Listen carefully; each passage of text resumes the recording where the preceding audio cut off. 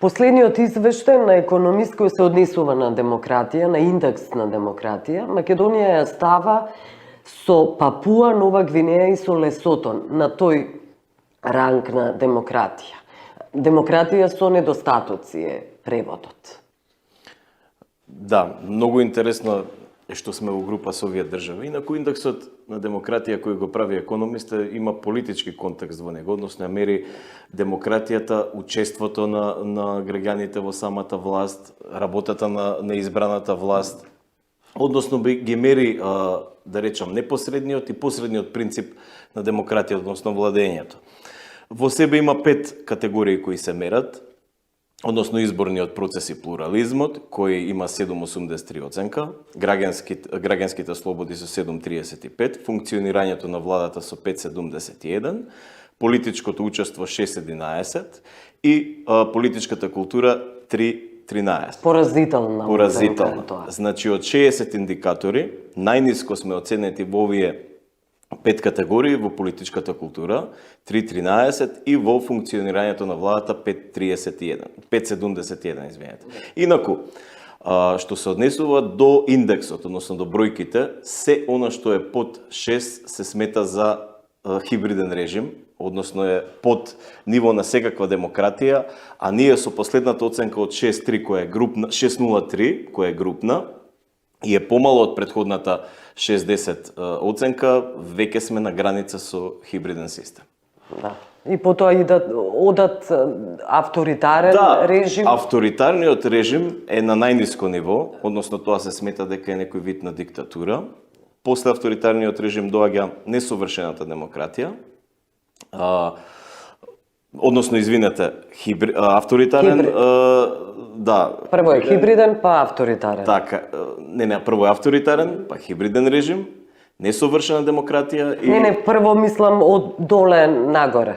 Така. Така е, авторитарното е најдоле, потоа доаѓа хибридниот и несовршената за на крај. Бевме ние хибриден еден период. Бевме и сега сме на граница. Да, на граница, на тенка линија. Добро. Таму нема објаснување во економист. Јас, колку што можев да видам, го симнав и целиот извештај, меѓутоа нема конкретно објаснување за Македонија, така да не можеме да дадеме некои конкретни согледувања. Да.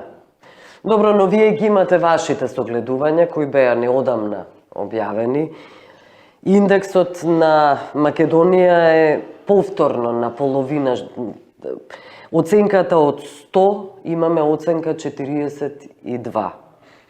На 76-то место сме од 100. И во првата забелешка која вие ја ставате, таа одеше и во извештаите на Европската комисија, на сите релевантни меѓународни организации и институции, но и македонски. Се однесува на кривичниот законник. Повторно го апострофирате како клучен. Да. Иако реално бележиме скок од 9 места, сепак се наоѓаме далеку под нивото од 50 поени, за да кажеме дека имаме некаква борба против корупцијата во државата. Убаво го потенциравте примерот со промената на кривичниот законник, транспаренси цени, дека тоа е буквално упад на законодавната власт во судската, бидејќи по скратена постапка и на еден нетранспарентен начин се намалија казните за службената положба и злоупотребување како кривично дело. Сето тоа, како резултат, има голем број, ние проценивме некаде околу 200 случаи да застарат и да не бидат процесуирани понатаму, што е сериозен удар за борбата против корупцијата. И никакви воопшто владата, иако имаше многу забелешки, веќе кажав, тоа воопшто не ги загрижува македонските власти. Апсолутно, гледаме дека после овие реакции, кои не се само од транспаренси, туку и од голем број на други меѓународни чинители, власта не направи ништо во поглед на ова. Корупција и правда ги апострофирате, ги акцентирате како тесно испреплетани, се разбира. Што се однесува до правдата во Македонија, функционира неказнивост, култура на неправда и култура на неказнивост. И тоа го нотирате. Така е, во глобалната тема оваа година, поврзана со индексот за корупција, фокусот беше на корупцијата и правдата, односно на правосудните системи.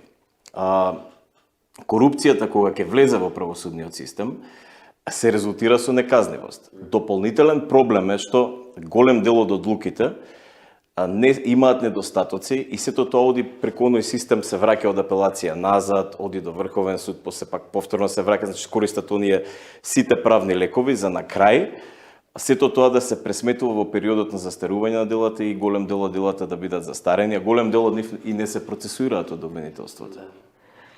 Добро, околу изборите на судиите, знаете какви скандали секојдневни има низ, особено последните години, има постојано скандали, но и таму продолжува таа култура на партизираност, на избор на судии кои се тесно поврзани со политичарите, со политичките структури, партиските. Тоа е поразително. Знаете зашто? Ако политиката е основа за избор на судиите, односно на третата независна судска власт, тогаш оние кои се избрани, да речам со благослов на политиката, во иднина ќе се чувствуваат дека имаат обврска према оние кои ги избрале. И тука веќе се јавува сервилноста спрема политиката, односно спрема извршната и законодавната власт на ониот правосудниот систем, зборам обвинители и судии. Токму затоа, нивниот избор не сме да биде врзан ни со П од политика, односно треба да биде независен, треба да се направи независен систем, прво на избор на кандидатите, а понатаму и на нивно процесуирање во изборот за обвинители и судии. Ние имаме нов обвинител, јавен обвинител, никој, практично е анонимус, никој не го знае. Имате ли вие, и не смеам да заборавам дека Фатиме Фетаи беше онаа која протестираше и покажуваше и документи, но од тоа ништо не стана. Како да ви кажам, јас не би сакал да зборам за неговата работа, бидејќи прво не се познавам лично, јас денеска имав прилика да се запознам со јавниот обвинител, бев повикан на еден коктел кој тој го направи за поширокиот круг, да речам, правосудството, имаше суди, обвинители и така натаму. Ова интервју е направено во четврток. Да. Емисијата оди во недела. И не го познавам ниту како личност, не ga познавам неговата работа, а исто така тоа е само што е избран, се уште не можеме да зборуваме за неговата работа како јавен обвинител. Така да јас само се надевам дека он ќе се врши совесно и добро неговата улога и дека сите оние недостатоци кои претходно беа уочени во работата на јавно обвинителство ќе се труди и ќе ги отстрани. Нотирате во вашиот извештај дека слабењето на правосудството ја подкопува работата и ја зголемува корупцијата на јавните службеници.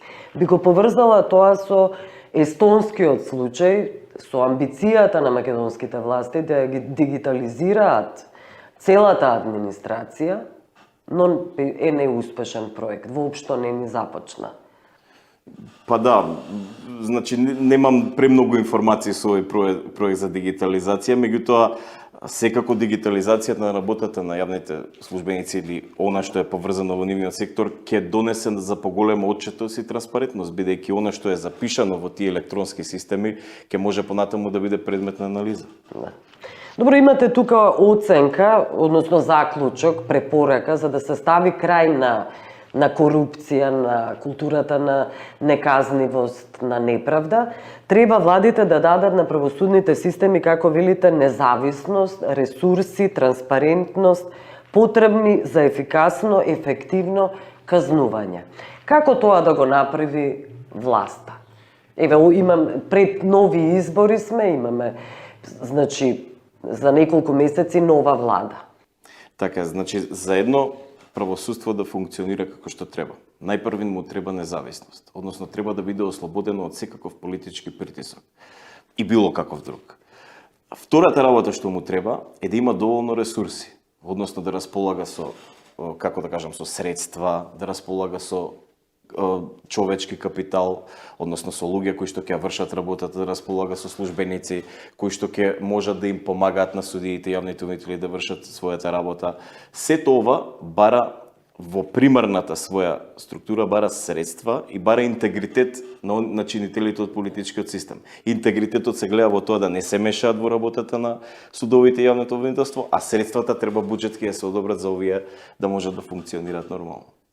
Неколку пати и антикорупцијска комисија, многу пати, инсистира и бара токму тоа што говорите. Финансиски средства за нормално да функционираат, за воопшто да функционираат. Така е, без финансиски средства тие не можат да изградат служби, не можат да изградат, немаат материјални средства доволно за работа и сето тоа понатаму се сведува на едно пониско работење.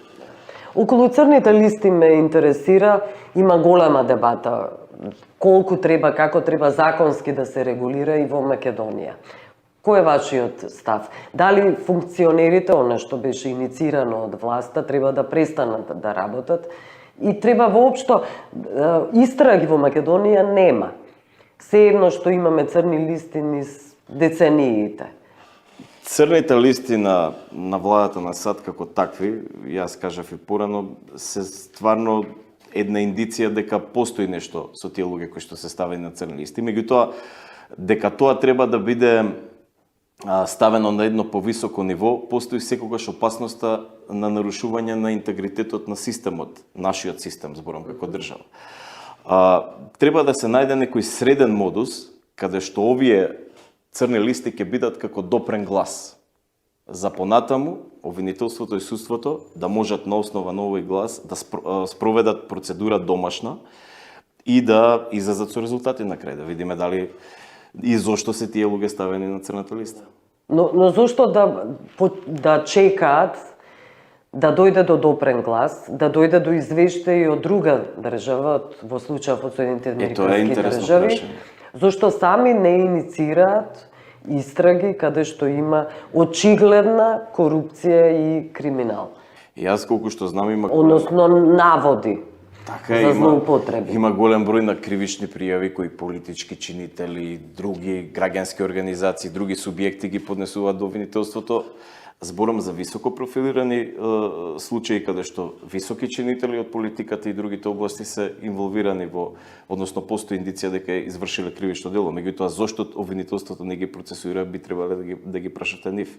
Она што од нас може да се каже е критика на таквото постапување и предлог да обвинителството ги процесуира овој случај, уште пред да дојдат овие гласови. Добро, вие го нотирате и Манав како еден од најголемите скандали, ако имаме повторно, веројатно најголемиот е со онкологија. Сакате да... Да, сакам да кажам во врска со Манав. Значи, тој првично во него се партиските вработувања. Меѓутоа, зошто овој е издвоен како еден од најголемите скандали?